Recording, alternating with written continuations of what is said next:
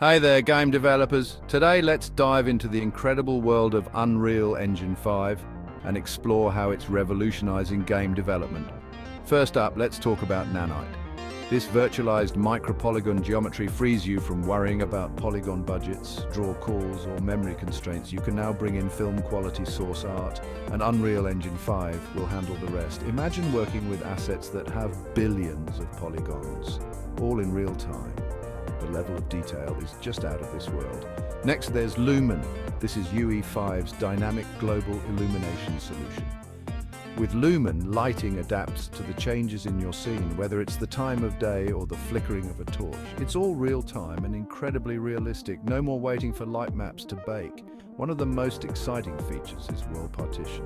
Gone are the days of manually managing level streaming. World Partition automatically divides your game world into a grid and streams the necessary cells.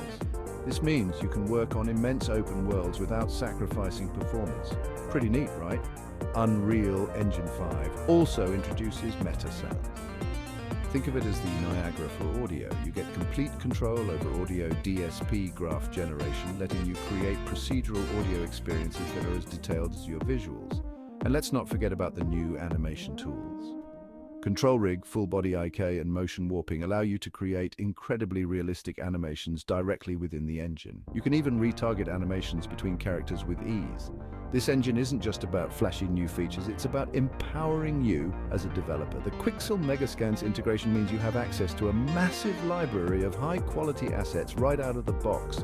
It's never been easier to create breathtaking environments. Unreal Engine 5 is pushing the boundaries of what's possible in game development. It's giving us the tools to create more immersive, detailed, and dynamic worlds than ever before. So if you haven't already, it's time to start exploring what UE5 can do for your next project.